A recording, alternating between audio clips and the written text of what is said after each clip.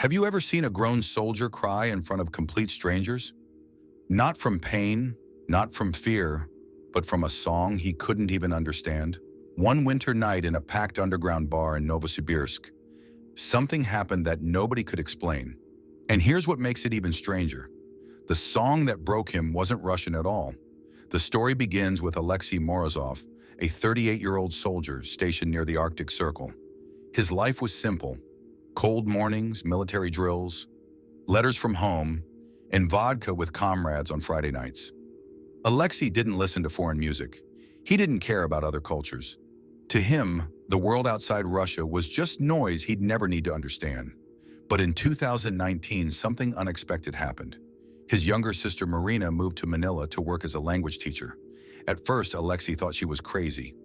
Why would anyone leave Russia for a tiny island full of heat and hurricanes? He asked her on the phone. Marina just laughed. "Brother, you'll see." For months, Marina sent him photos. Crowded streets, colorful jeepneys, smiling faces everywhere. But Alexei barely looked at them. He was too busy, too tired, too Russian. Then one day she sent him a voice message. But it wasn't her voice. It was music. A slow, heartbreaking melody with words he couldn't recognize. "This is called Hanggang," Marina's voice said after the song ended. "It means that when you ask, until forever, until love runs out, until the very end." Alexei replayed the message 3 times that night. He didn't know why. The melody felt like something crawling under his skin, warm but painful, like remembering something he'd forgotten a long time ago. Weeks passed. Life went back to normal. Training, patrols, silence. But that song kept playing in Alexei's head. It haunted him during guard duty. It followed him into dreams. One night, he finally texted Marina. "What does that song really mean?" She replied instantly. "It's about someone who promises to love forever, even when life pulls them apart, even when they can't be together anymore." Alexei stared at the message for a long time. He thought about his ex-wife, Katya. They'd divorced 5 years ago, not because they hated each other, but because the military life was too hard on her. She wanted stability. He wanted duty, so they let go. Clean, quiet, final. But was it really final? Or did he just bury the pain so deep he couldn't feel it anymore? That winter, Alexei got leave for the first time in 8 months. His unit celebrated at a small karaoke bar buried under Novosibirsk's snowy streets. The place smelled like beer, sweat, and old leather. Men sang loudly, drunkenly. They butchered Russian rock songs and laughed when they forgot the words. Then someone handed Alexei the microphone. "Your turn, Morozov," they shouted. Alexei waved them off. "I don't sing," but his friends kept pushing. "Come on, soldier, one song." Frustrated, Alexei grabbed the remote and scrolled through the song list. He didn't know what he was looking for. Then, buried between Russian classics and American rock, he saw it. Hanggang, Wency Cornejo. His heart stopped. How was this song even here? In a random Siberian bar? He pressed play. The screen glowed blue. The guitar started slowly, gently. The bar grew quieter. Even the drunk guys in the corner turned to look. Alexei opened his mouth and sang. The Tagalog words felt clumsy on his tongue. He stumbled over pronunciations, but somehow he kept going. Then the chorus hit. "Hanggang kailan kita iibigin." Alexei's voice cracked. His chest tightened. And before he could stop it, tears rolled down his face. He wasn't singing anymore. He was breaking. Right there, in front of everyone. The bar went completely silent. Nobody laughed. Nobody moved. Some men looked away, uncomfortable. Others stared, frozen. One older soldier in the back wiped his own eyes. When the song ended, Alexei put the mic down and walked outside into the freezing night. He sat on the snowy curb, breathing hard, tears freezing on his cheeks. He didn't understand why it hurt so much. It was just a song, just foreign words. But it felt like someone had ripped open a wound he thought had healed years ago. One of his comrades, Pavel, came outside and sat beside him. He didn't say anything. He just handed Alexei a cigarette. After a long silence, Pavel finally spoke. "That was the realest thing I've ever seen." Alexei looked at him, confused. Pavel continued, "We sing all the time. We drink, we shout, We pretend we're tough. But that was honest. What Alexei didn't know was that someone recorded the whole thing. By morning, the video was spreading across Russian social media. By noon, it had 50,000 views. By the next day, 2 million.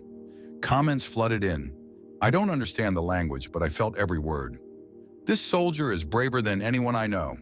What song is this? I need to hear it. News outlets picked it up. TV shows discussed it. Psychologists analyzed it. Everyone wanted to know, why did a Russian soldier cry over a Filipino song? Soon, something incredible started happening. Other Russians began searching for Filipino music. They discovered Tadana, Torete, Huling El Bimbo. They posted their own videos singing in broken Tagalog with heavy accents and genuine emotion. Karaoke bars added Filipino songs to their playlists. YouTube tutorials taught Russians how to pronounce Tagalog words. Online forums discussed the meaning behind every lyric. It wasn't a trend, it was a movement. Meanwhile, Alexei's life changed overnight. Strangers stopped him on the street. Some thanked him. Others shared their own stories of lost love, broken families, and buried pain. One grandmother hugged him and whispered, "You made it okay to cry again." But the biggest surprise came when the Philippine embassy reached out. They invited Alexei to Manila. "We want to honor you," the ambassador said. "You've built a bridge we never knew was possible." When Alexei arrived in Manila, the heat hit him like a wall, but so did the warmth of the people. Crowds gathered at the airport. Filipino fans held signs, "Salamat, Alexei," and "You made us proud." He was brought to a small concert hall where Wency Cornejo himself, the original singer of Hanggang, was waiting. The two men stood face to face. Wency smiled gently. "I wrote that song 30 years ago. I never imagined it would travel this far." Alexei didn't know what to say, so Wency handed him a guitar. "Sing it again, but this time, sing it with me." The lights dimmed. The crowd fell silent. Wency started the first verse in Tagalog. Alexei answered with the chorus, his accent still rough, but his emotion crystal clear. When they finished, the crowd erupted. Filipinos and Russians in the audience cried together, hugged strangers, and sang along. After the concert, Alexei was asked by a reporter, "Why did this song affect you so much?" He thought for a long moment. Then he said, "Because Filipinos don't hide their hearts. They sing about pain, it's something beautiful. In Russia, we're taught to bury feelings. But this song, it gave me permission to feel again." That quote spread like wildfire. It appeared on posters, shirts, murals. Permission to feel again. Back in Russia, something even more powerful was happening. Schools started teaching Filipino songs in music class. Therapists used them in group sessions. Even prisons held karaoke nights where inmates sang Tagalog ballads and cried openly, something they'd never done before. By 2023, the Russian Ministry of Culture and the Philippine Embassy organized the first-ever Bridges Through Song Festival in Moscow. Alexei stood on stage in Red Square alongside Filipino choirs, Russian soldiers, and Siberian children. Together, they sang Hanggang under falling snow. Thousands joined in. Their voices, Russian, Tagalog, broken, beautiful, rose into the cold winter sky. And for a few minutes, borders didn't exist. Pain had no language. Love had no translation. Years later, when Alexei retired from the military, he opened a small karaoke bar in Novosibirsk. On the wall, he hung a Filipino flag next to a Russian one. Above them, a simple sign, "Sing until it heals." Every Friday night, the bar fills with people, young, old, soldiers, teachers, strangers. They sing Filipino songs with terrible accents and giant smiles.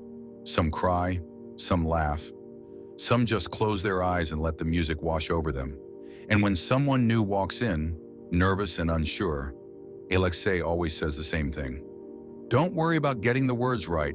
Just feel them. That's all that matters." Because sometimes the most powerful thing in the world isn't understanding every word. It's understanding every feeling behind them. And that night in the bar, when a Russian soldier broke down singing a Filipino song, that wasn't a breakdown. That was a breakthrough.